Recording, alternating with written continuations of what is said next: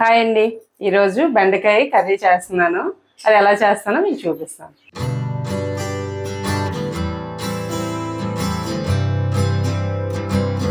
పొయ్యి వెలిగించుకొని ప్యాన్ పెట్టుకుందామండి. ఇందులో కొంచెం ఆయిల్ వేసుకుందామండి. ఈ కూరలోకి మసాలాల కోసం అనాస పువ్వు 2 తీసుకున్నానండి, మిరియాలు 4, యాలకులు 3, లవంగాలు 4, దాల్చిన చెక్క ఒక పెద్దది తీసుకున్నాను, కొంచెం జీడిపప్పు, చిన్నది అల్లం ముక్క, వెల్లుల్లిగడ్డ ఒకటి తీసుకున్నాను. దీనికి 2 టమాటాలు కూడా కావాలండి.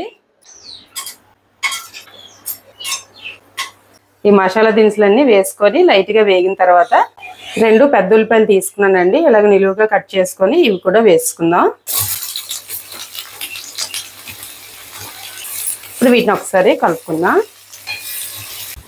ఇవి కొంచెం వేగిన తర్వాత కొంచెం జీడిపప్పు వేసుకుందాం అండి.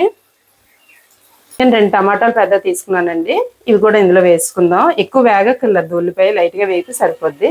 టమాటా వేసుకొని ఇది కూడా కొంచెం లైట్గా వేగితే అన్నీ కలిపి సరిపోద్ది. వీటిని ఒకసారి కలిపిసుకుందాం. ఈ ఉల్లిపాయలు సరిపడగా సాల్ట్ వేసుకుందాం అండి. సాల్ట్ వేస్తే మనకి వేరే వేగిపోతాయి కదా. పసుపు కొంచెం. ఇప్పుడు వీటిని ఒకసారి కలిపిసుకుందాం అండి.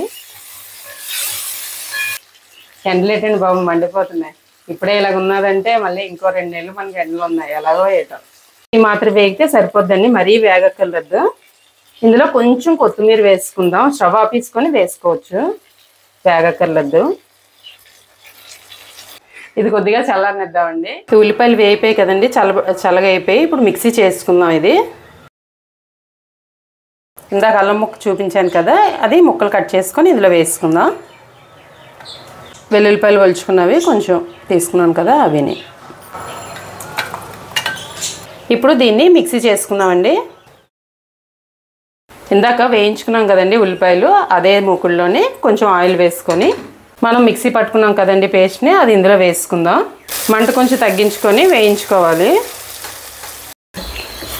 ఈ పేస్ట్ని ఆఫ్ సిమ్లో పెట్టుకొని వేయించుకోవాలండి. ఎందుకంటే ఇది మనం జీడిపప్పు, అల్లం, వెల్లుల్లిపాయలు వేసాం కదండి, అడుగంటకుండా వేయించుకోవాలి. లేకపోతే టేస్ట్ మారిపోద్ది కదా, మనం కొంచెం అడుగంటినా టేస్ట్ మారిపోద్ది.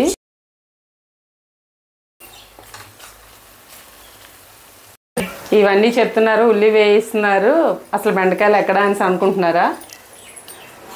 బెండకాయలు అయితే నేను లేత తీసుకున్నానండి. ఇది 300 గ్రాములు ఉంటుంది. ఇవి ఈ సైజులో కట్ చేసుకోవాలి. కొంచెం లేతవి అయితే బాగుంటుందండి, మరి ముదిరిపోయినవి అయితే టేస్ట్ బాగోదు. ఇలా కొంచెం లేతగా సన్నగా ఉన్నవి అయితే చాలా బాగుంటాయి. ఇప్పుడు ఈ ఉల్లి వేగిపోయింది కదండి మసాలాది, ఈ బెండకాయలు అందులో వేసుకుందాం. ఒకసారి కలుపుకుందాం.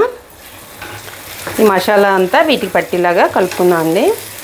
బెండకాయలు అయితే నేను ఒక అరగంట ముందే కడిగి సారబెట్టుకున్నానండి, అందుకు ఎక్కువ జిగురు గట్ట రాదు, బాగుంటుంది. పిల్లలు కూడా ఇష్టంగా తింటారు. అలాగైతే వీటికి తగ్గట్టు కారం వేసుకోండి.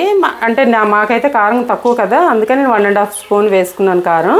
ధనియాలు, జీలకర్ర వేయించుకొని పొడి చేసుకున్నది ఒక 1/2 స్పూన్ వేసుకున్నానండి. ఇది ఒకసారి కలిపేసుకొని సిమ్లో పెట్టుకొని కలుపుకోవాలండి, ఎందుకంటే అడుగంటిపోద్ది. బెండకాయలు అయితే మగ్గిపోయి కదండి, ఇప్పుడు ఇందులో కొంచెం వాటర్ వేసుకుందాం. ఇందాక మిక్సీ చేసాం కదా, అందులో మసాలా దాంట్లోనే వాటర్ వేసి కలిపేసి వేసుకుందాం.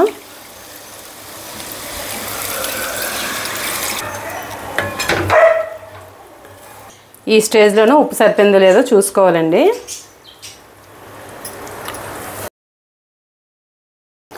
వాటర్ వేసాం కదండి, ఇప్పుడు ఒకసారి సిమ్లో పెట్టి మూత పెట్టుకొని ఒక 5 నిమిషాలు అలా ఉంచితే సరిపోద్ది.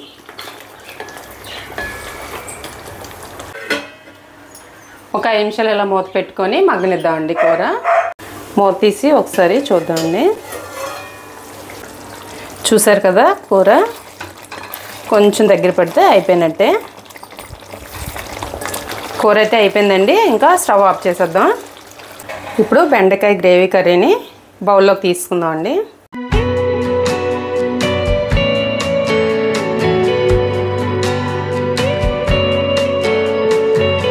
చూసారు కదండి, బెండకాయ గ్రేవీ కర్రీ చాలా బాగుంటుందండి. ఒకసారి ట్రై చేసి చూడండి.